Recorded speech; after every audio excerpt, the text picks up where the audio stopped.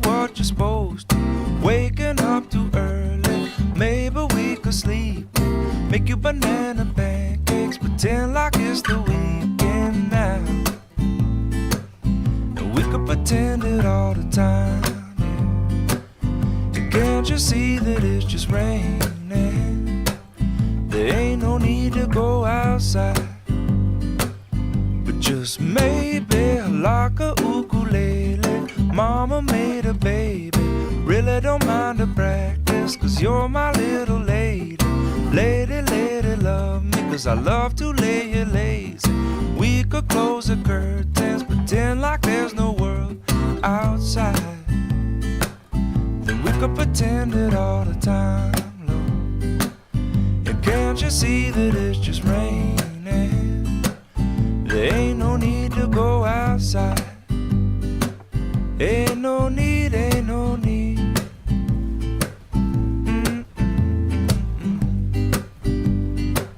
Can't you see, can't you see? Rain all day and I don't mind. But the telephone's singing, ringing, it's too early, don't pick it up. We don't need to, we got everything we need right here, and everything we need is enough. Just so easy when the whole world fits inside of your arms. Do we really need to pay attention to the alarm? Wake up slow, wake up slow. But baby, you hardly even notice when I try to show you this song is meant to keep you from doing what you're supposed to. Waking up too early, maybe we could sleep. Make you banana pancakes, pretend like it's the weekend now. And we could pretend it all the time, yeah. And can't you see that it's just raining? There ain't no need to go outside. Ain't no need, ain't no need. Rain all day and I really, really, really don't mind. Can't you see, can't you see? You gotta wake up slow.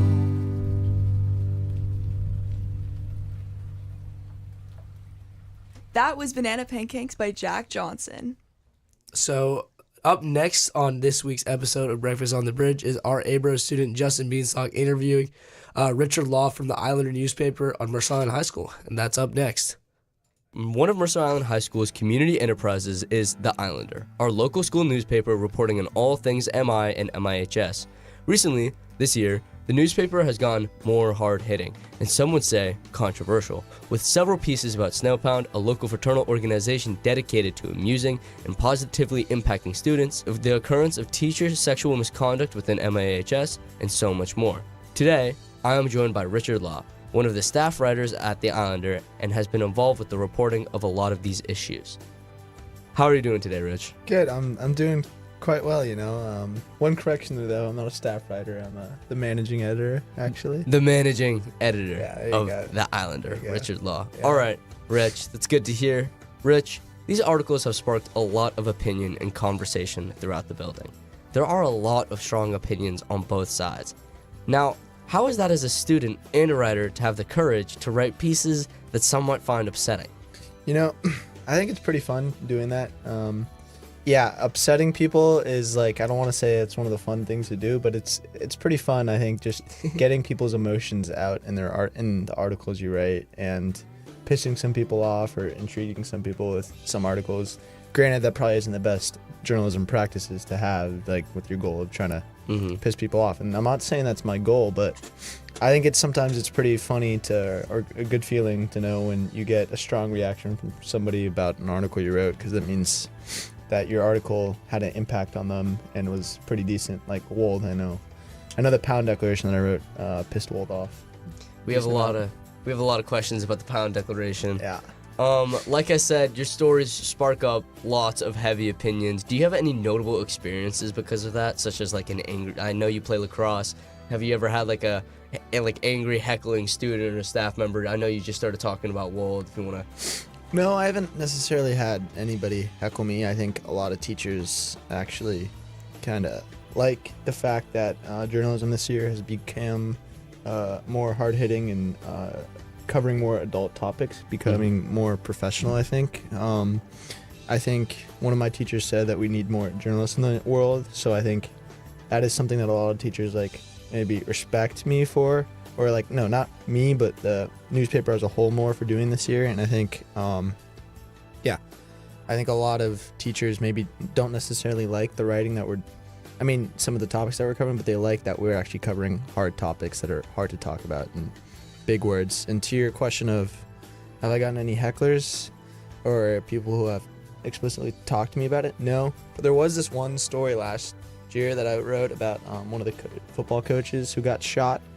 And like I knew like his name before like mainstream like Como News, like it was on Como News. Mhm. I knew like his name, like who he was and stuff like that, and I could have like leaked that, but we chose not to respect the wishes of the family and stuff like that. And I do remember Wold came and talked to us about like some of the stuff, and I think I did get one of the people that I interviewed in trouble because he wasn't actually supposed to talk about that to me, but I kind of knew like who it was who got shot in the first place even before I interviewed that person. Now, Rich, you're part of Snowpound, a fraternity type of group disassociated from MIHS, but a relevant part of Mercer Island culture among the high school students. Recently, they declared independence from the high school in a piece published by the Islander. Firstly, could you please explain what that means? Yeah, so that Snail Pound Declaration, it's written by the Snail Pound, or it says it's supposed to be written by the Snail Pound, but it can't obviously be written by all the Pound members. I will say a few of us, mainly me, wrote the bulk of it, and we had a bunch of our fellow Pounders edit the article. But I think what really that article is just meant to do is just kind of show some of the reasons why we feel, I guess, the school has like harassed us in a way, even though we get claims about hazing, which we haven't done and stuff like that. I think sometimes like teachers put unnecessary stereotypes on us that we don't maybe like just assuming things about us, that we're bad students or that we like to do certain things to people and stuff like that maybe aren't always true. And I think just saying that out there, like, hey, like you guys call us like a bad like group of people in an organization, but recognize like you guys are kind of contradicting yourself at the same time by making harmful assumptions and stereotypes about us as people. All right, thank you so much, Rich. Yeah. That was fantastic. Yeah, thank you, bro. That was Richard Law, what was your role? Managing editor. Our managing editor of The Islander, and thank you so much for listening, and you're listening to KMIH 88.9 The Bridge. Okay, that was Justin Beanstalk with that interview. Yes. I like a little bit of pizzazz. You know, it's good that Rich was really taking his own perspective on these things. I think it's important to not necessarily argue, but always put out your own perspective. You know, there's some hard topics that the Islanders have been talking about this year, like the sexual misconduct that has happened in our school.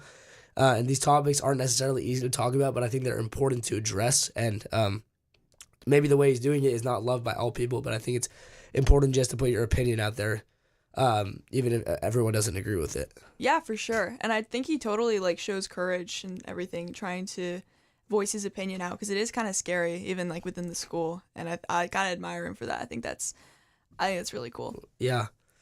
And in that interview also, they talked a lot about how journalism in the high school is just a really great thing this year. Everyone is really putting a lot of thought into it. Everyone's reading the newspapers. Like when they give them out at school, everyone's reading them. It's like honestly great what they're doing. Mm-hmm, yeah, I remember like at lunch we just like whenever they come out we actually read them. This year I think this is the first year in my 3 years at the high school that like I've actually looked at the newspaper like more in depth. Maybe just because my friend is writing it, but also because it's a little bit more controversial, a little more professional, I think, as they were saying. And I think it's actually important to read it. It gives a good insight on what's happening in our school and in the places around us. Yeah, absolutely. I totally agree with that.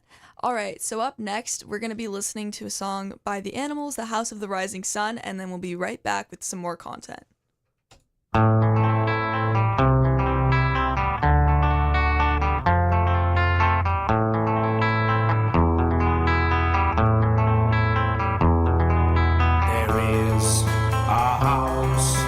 in New Orleans. They call the rising sun. And it's been the ruin of many a poor boy. And God, I know I'm one.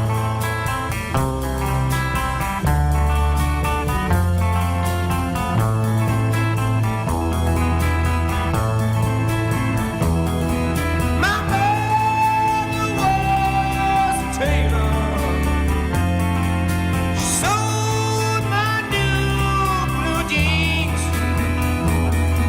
My father was a gambling man down in New Orleans.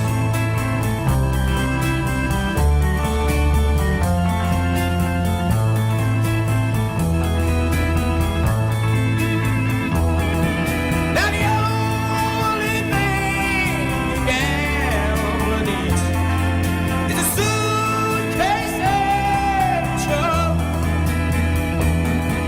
And the only time he's satisfied is when he's on a drunk.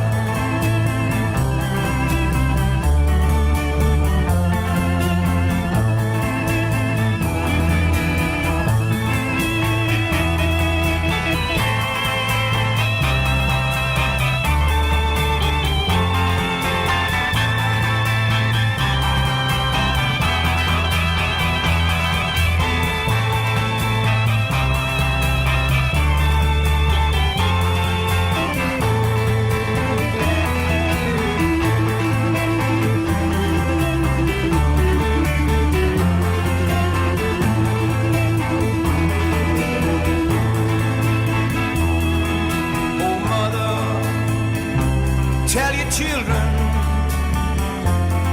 not to do what I have done.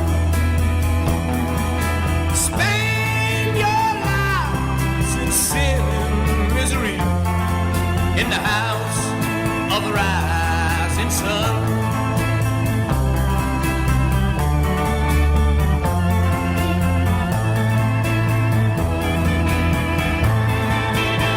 Well, there one put on a black one, the other put on a train.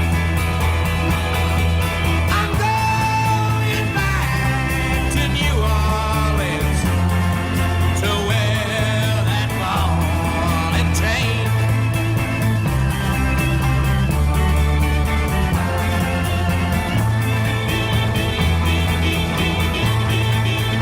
Well, there is a house in New Orleans they call the rising sun, and it's been the ruin of many a poor boy. And God, I know I'm one.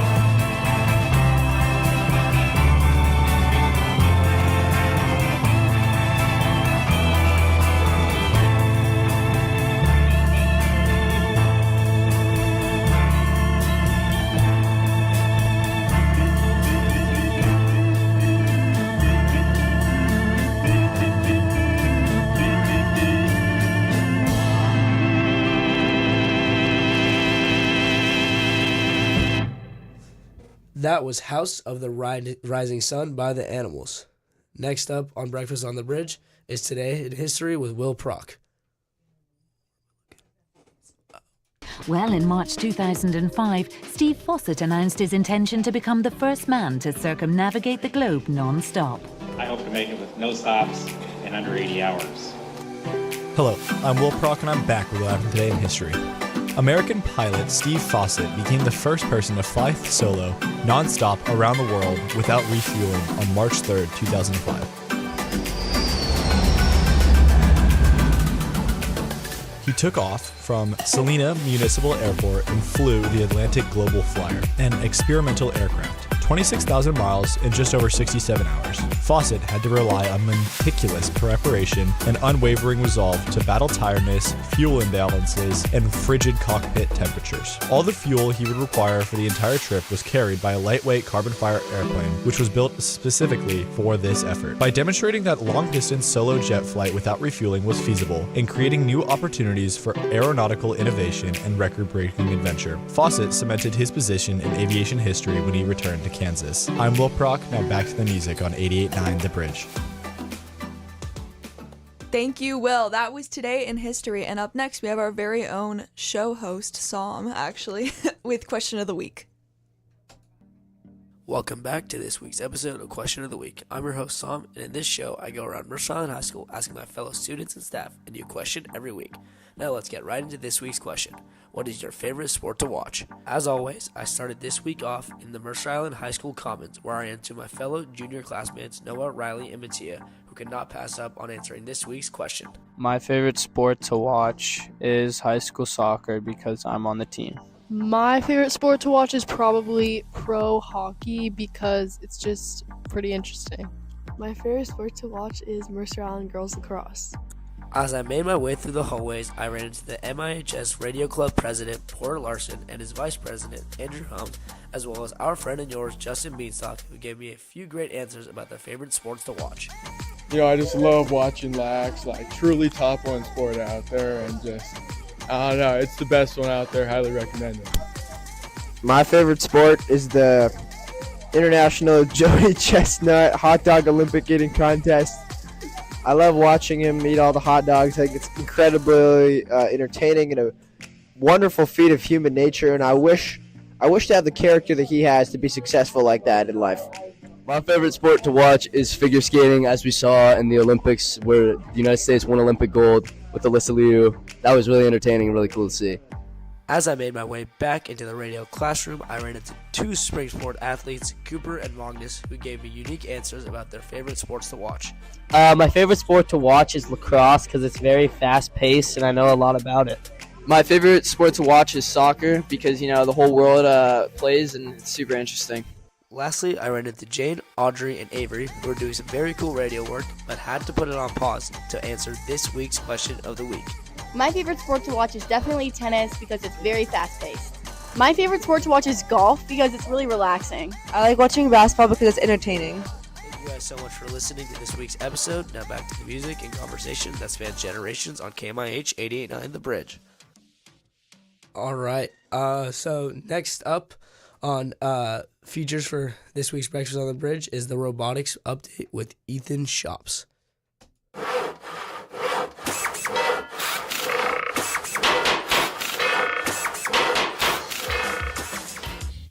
It's time for the MI Robotics Update. I'm Ethan Shops, here to explore the world of robotics and provide updates on how the Mercer Island robotics team is doing this season. Let's get into it. Hello there and welcome to this week's MI Robotics Update. I am joined here by the Outreach and Awards Captain of the MI Robotics team, Ishan Sidhu. Ishan has been on the team since her sophomore year and is now a senior. So Ishan, can you explain what the awards team does? So at every competition, there are judges who go around and see whether teams are qualified for awards based on various parts of the robot or our team in general. So the awards team is a group of kids that are trained, they know scripts, they know bullet points to go and talk to judges and make sure we get awards because they help us advance further in competitions, like whether we make it to districts, like which is kind of like state or worlds later in the year. That's really interesting. It sounds like awards team and just awards in general are a huge part of robotics. So, Ishan, you were the outreach captain here for the MI Robotics team. Is there any outreach events coming up? Yes, there are. This weekend on March 7th and 8th from 12 p.m. to 3 p.m., we are hosting a glass drive where we collect glass bottles, jars. They just have to be clean, but if they're broken, that's okay. And we collect them, crush them into glass with a glass crusher, and we use them to restore watersheds just because crushed glass is really good for water filtration and to keep pollution out of our waterways. That's super great. It sounds like you guys are doing a ton of great stuff in your community. So last but not least, do you think that the MI Robotics team will make it to Worlds this year? Yes, definitely. We have a really great team. We've worked really hard this season. We have students from other schools coming in just because they love the atmosphere of our team and just all the hard work we've been doing. We have a great bot, we have a great plan, great drivers. I think award sides, we're going to get awards that will help us advance if we have any shortcomings on the robot side. But overall, yes, I definitely think we're going to make it a world. Sounds great. It sounds like you guys have a very prosperous future ahead. So everyone, that was Ishan Sidhu of the MI Robotics team. Now let's get back to Breakfast on the Bridge. Okay, thank you, Ethan, for that robotics update. And up next, for our last update, we are going to hear from Luke Loisel, and he's going to give us our Econ for All.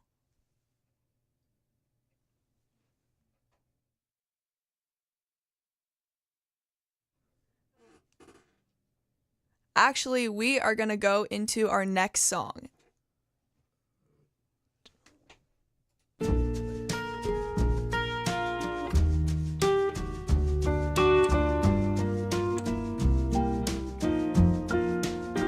I waited till I saw the sun. I don't know why I didn't come. I left you by the house of fun. I don't know why I didn't come. I don't know why I didn't come. When I saw the break of day, I wish that I could fly away instead of kneeling in the sand, catching teardrops in my hand. My heart is drenched in wine, but you'll be on my mind forever. Out across the endless sea, I would die in ecstasy, but I'll be a bag of bones driving down the road alone. My heart is drenched in wine, but you'll be on my mind forever.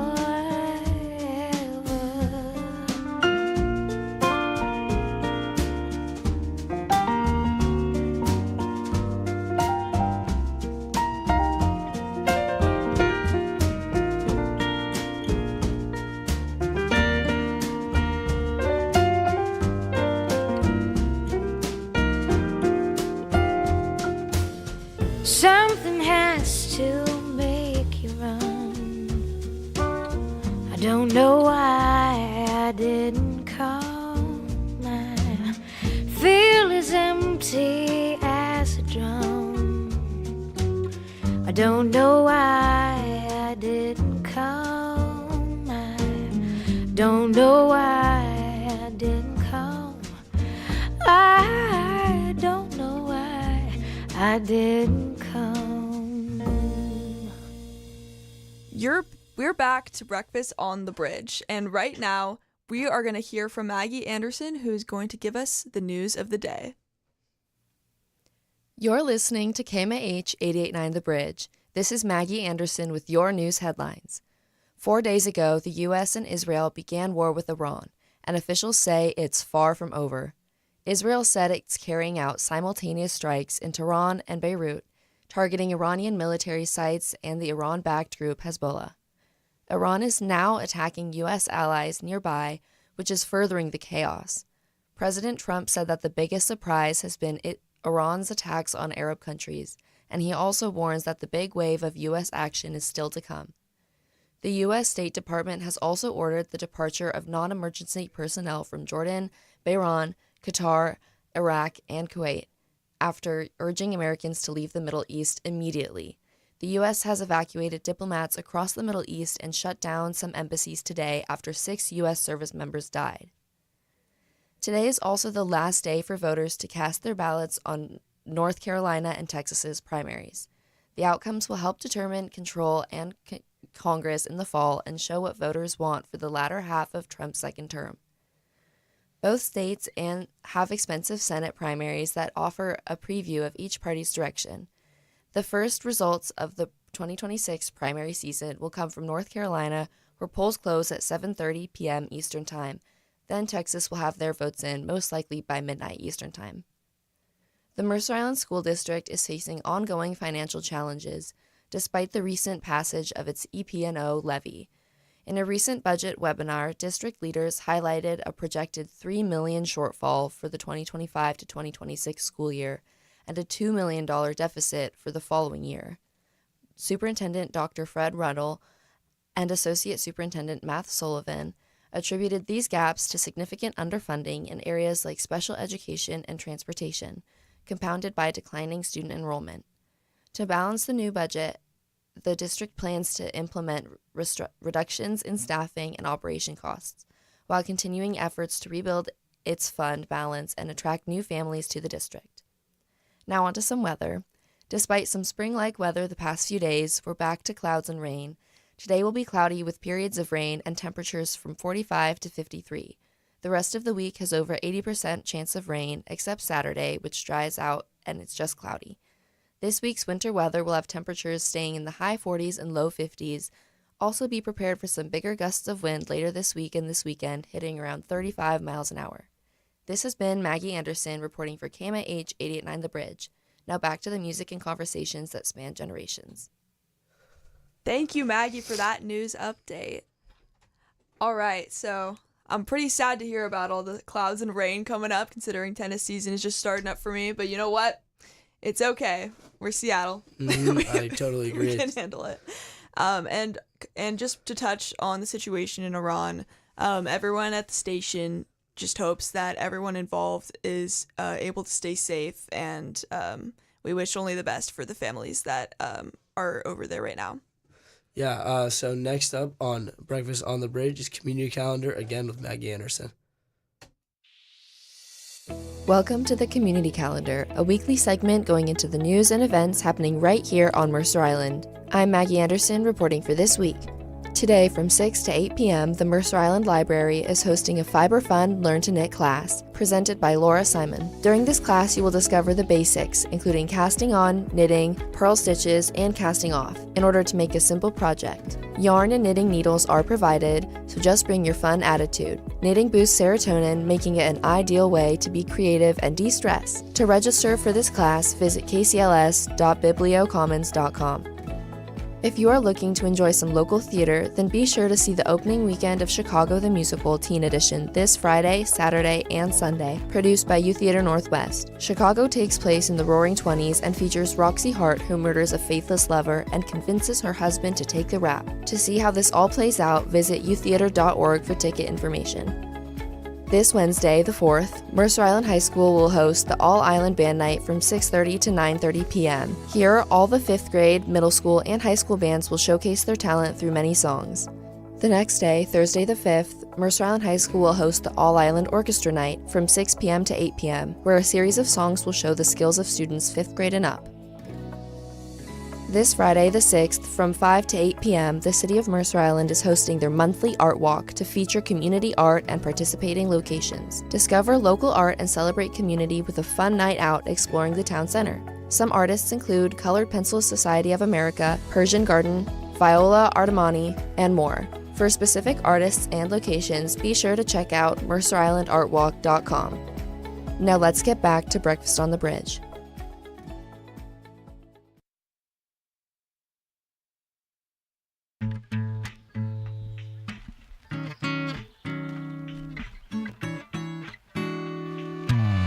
Three little birds sat on my window, and they told me I don't need to worry. Summer came like cinnamon, so sweet. Little girls double dutch on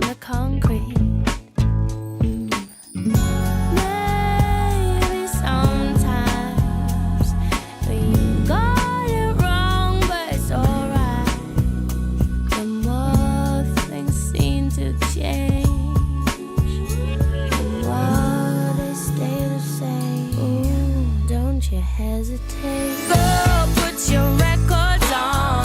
Tell me your favorite song. You go ahead, let your head down. Sapphire and faded jeans. I hope you get your dreams.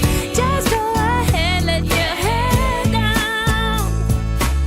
You're gonna find yourself somewhere, somehow. Blue as the sky, sunburned and lonely, sipping tea in a bar by the roadside. Just relax, just relax. Don't you let those other boys fool you. Gotta love that afro hairdo.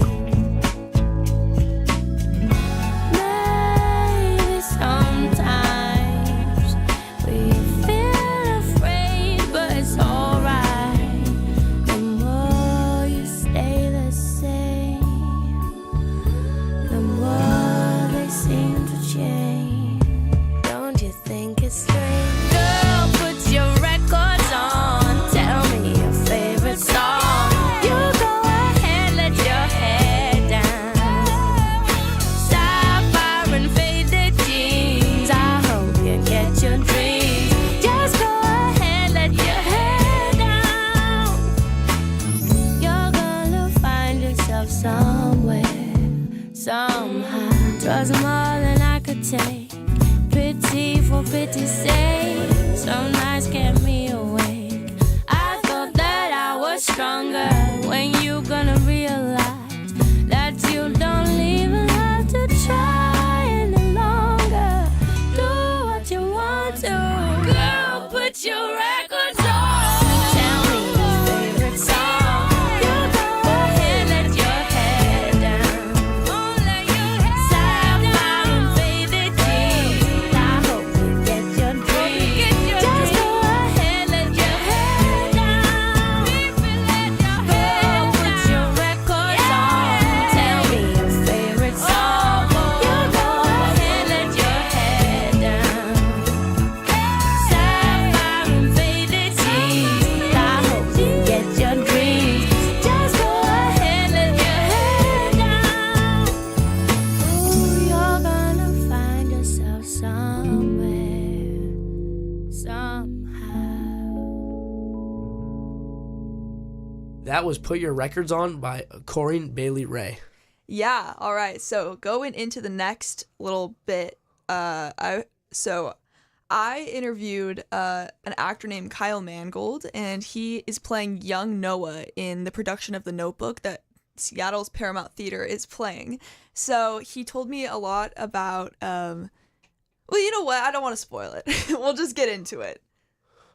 Right. My name is Mia Tamarkin. You're listening to KMIH 889 The Bridge. Seattle's Paramount Theater is doing a production of The Notebook. I'm here today with Kyle Mangold, who will be playing the younger version of Noah, the male lead in the production. He's a New York-based actor and has done work in other productions, such as the off-Broadway Stranger Things, playing Steve and Jonathan. This is Tom Jones, being Tom Jones, Pippin, and playing Pippin. Kyle, thank you so much for sitting down with me today, and welcome to Seattle. So I'm going to be going to Seattle next week, but I'm so excited to be there. I've heard incredible things. I can't wait to see all the scenery, the nature, everything. And I've heard wonderful things about the theater too. So I'm super excited to be there. I mean, growing up in Seattle, I know that theater, I've seen a lot of shows in it, and I'm very excited to see your show. So I'm excited that you're excited. Thank you. We've all been talking about going to Seattle for so long. The whole cast is excited to be there. All right. And since it's your first time on a national tour, right? How has the experience been for you so far? It's been amazing. I mean, it's felt so different from anything else I've ever experienced before, but I just truly love getting to travel the country and see all these cities that I wouldn't typically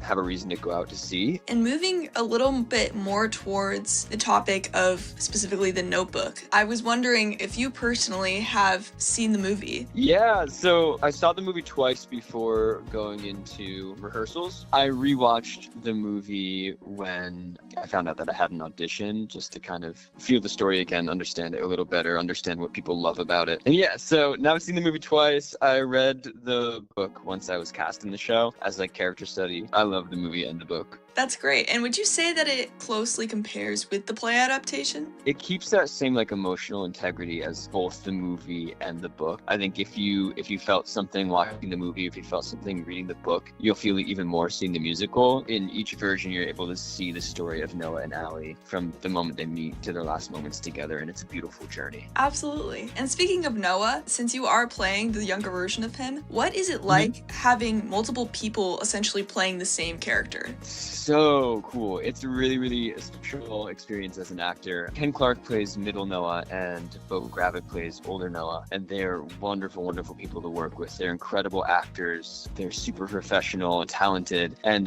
getting to share this character with them is really cool. Those are some of my favorite moments on stage, when the three of us are on stage together and we'll be singing a song where we're harmonizing, and for me to look at my future self and have that experience. For Ken, he's like being pulled toward his past and his future, and Bo's looking back on his past lives, and for each of us it's a unique experience in a different way, and it's really cool to get to explore that with them. It's also fun to just see the ways in which we can kind of pick up each other's mannerisms and have a through line with the character, like the ways in which we're all similar, but also the ways in which we're all different based on what the character has gone through. There's so many moments in the show where that comes through in different ways, and each time it's really, really special for us. The past selves kind of get to lead older Noah to his final moment. We kind of get to help him guide his story and give him strength while he's able to sit on stage and watch us go through everything and experience that again himself. It's like a cool, complicated thing, but it's really special. Being familiar with the movie, I know the emphasis of like the passage of time and sort of those three different characters, well, all the same character, but the three stages of Noah's life, I feel like are very symbolic, and I'm glad that you really comprehend the concept, because it's so cool, and I think that's one of the highlights of this production for sure. Have you seen the musical? Absolutely. But I'm kind of interested in what you think that a highlight of the show that you're more excited for the audience to see, something you've worked really hard on to develop maybe. I mean, it's always, whenever we get to New York City, it's super exciting to see them see,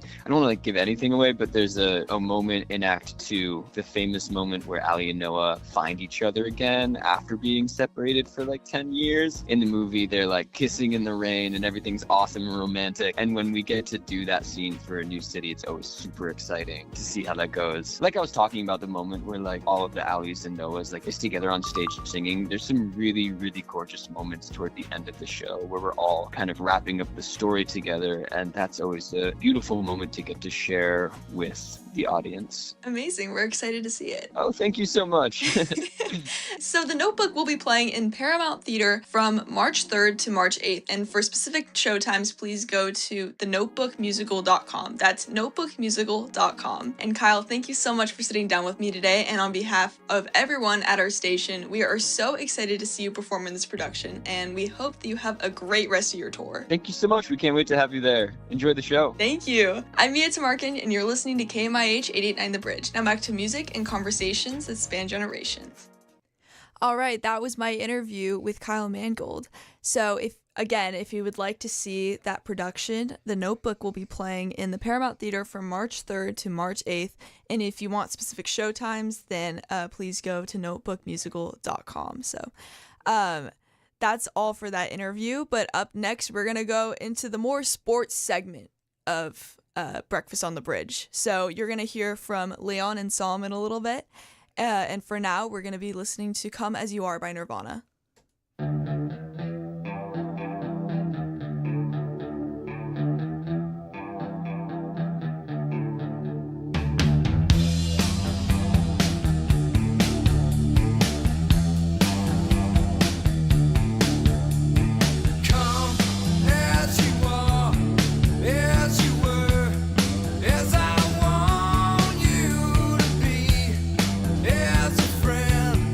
As a friend,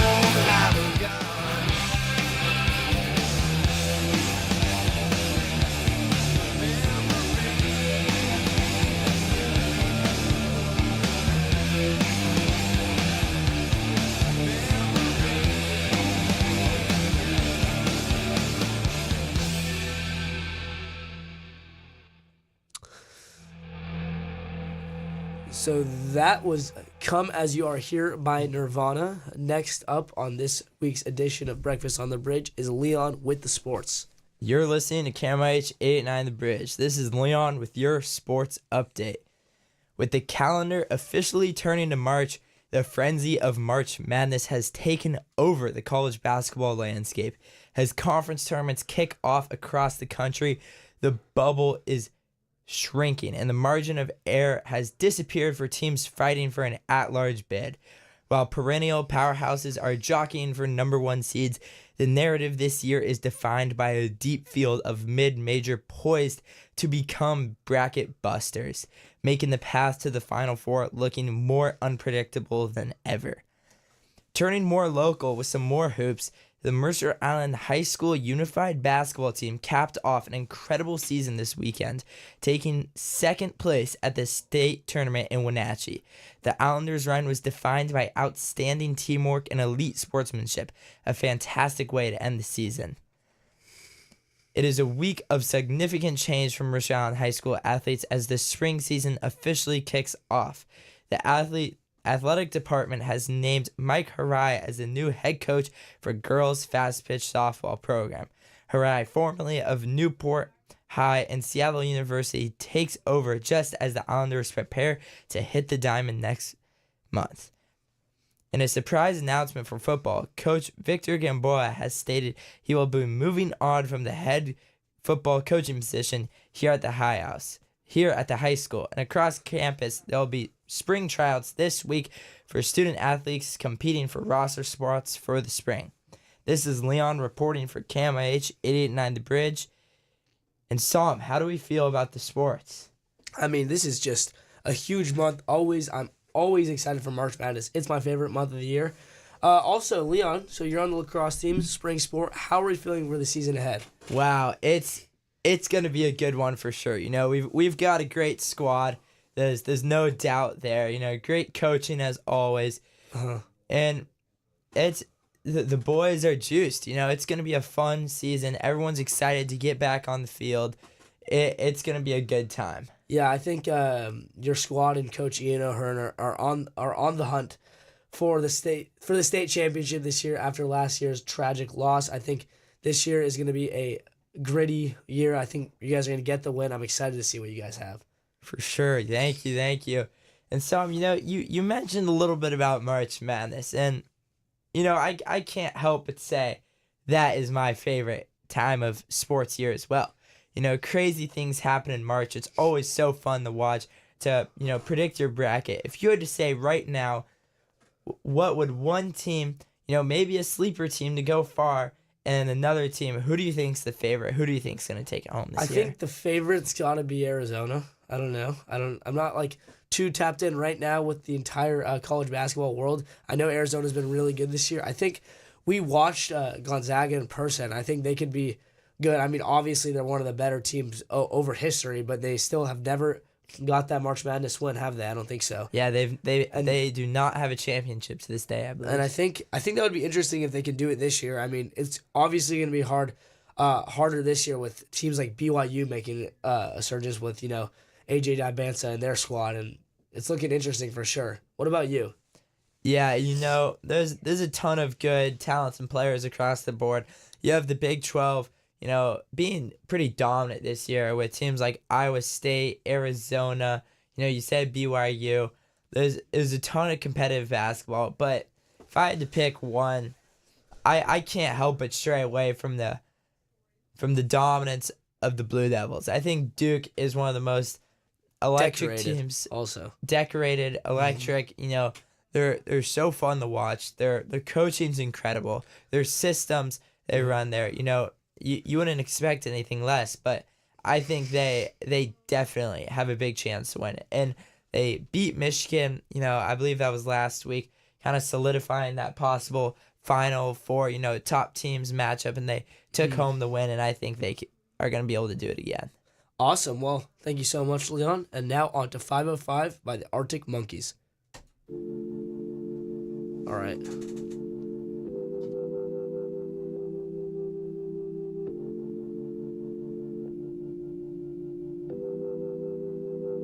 I'm going back to 5:05. If it's a 7-hour flight or a 45-minute drive, in my imagination you're waiting, lying on your side, with your hands between your thighs.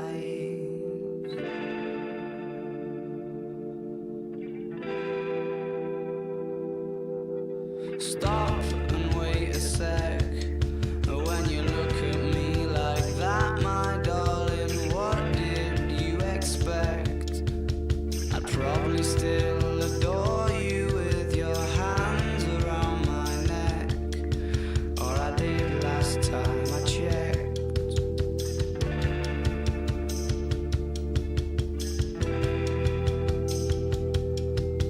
Not shy of a spark.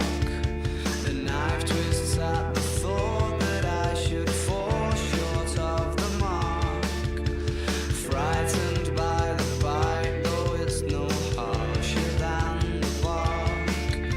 The middle of adventure is such a perfect place to start.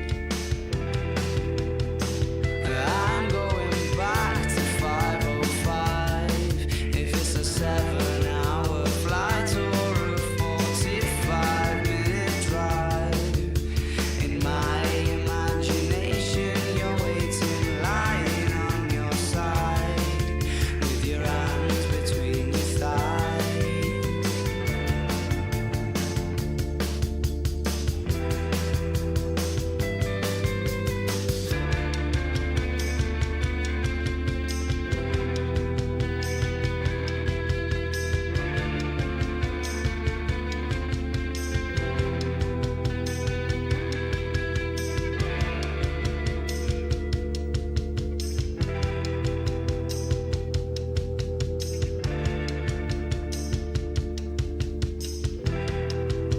But I crumble completely when you cry.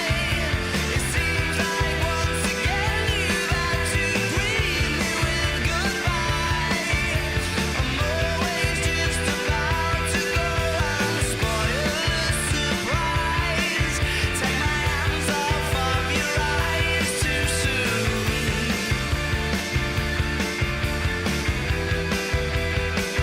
I'm going back to 5:05. If it's a 7-hour flight or a 45-minute drive, in my imagination you're waiting, lying on your side, with your arms between your thighs and a smile.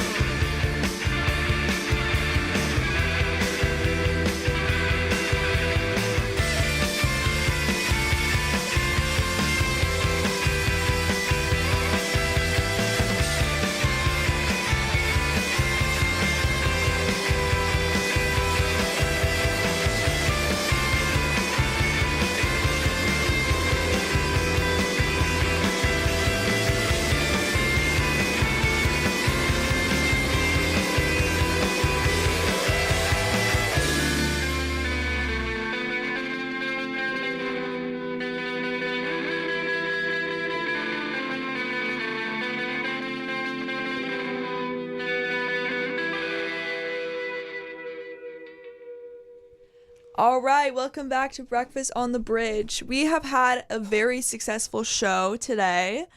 And Sam, do you want to say a little bit about what we talked about today? Yeah, today we went over the news with Maggie, highlighting some things internationally, nationally, and locally. We went over sports with Leon, talking about March Madness and spring sports at Mercer Island High School. Maggie also gave us the community calendar this week. Will Prock gave us Today in History, which is really interesting. And then I made the question of the week this week, a segment that I do every week. And then for the last, one of the last features we did was the robotics update with Ethan. Yeah, and that's it was right. Great, yeah. Very interesting. And then we also saw an interview that I did with Kyle Mangold. And just last reminder that The Notebook will be playing in the Paramount Theater from March 3rd to March 8th. And then for specific showtimes, you can go to notebookmusical.com. Go check out Kyle Mangold. He was great to talk to, and he's very excited for everyone to see his show. Yeah, we also did an interview with the Islander, which I forgot to say earlier, with Justin Beanstalk and Richard Law, giving us an in-depth look into what the Islanders been doing this year. It's been a little bit different. It's been great. Lastly, KMIH Spring Sports Broadcasting is starting up soon with us broadcasting soccer for both girls and boys and lacrosse for both girls and boys. I'm really excited for this as someone who loves sports broadcasting. I personally love broadcasting boys soccer. It's really fun and entertaining. And yeah, are you excited at all? I am so excited. Honestly, spring sports season is probably one of my favorites right after football season and everything, and I'm very excited to be playing tennis for the high school again. It's going to be great. So thank you so much for listening to this episode of Breakfast on the Bridge. I'm Mia. And I'm Sam. And we also have Leon and Maggie. And yeah, see you guys next week. This has been Breakfast on the Bridge, KMIH's live morning show, highlighting student voices and covering the Mercer Island community. Now back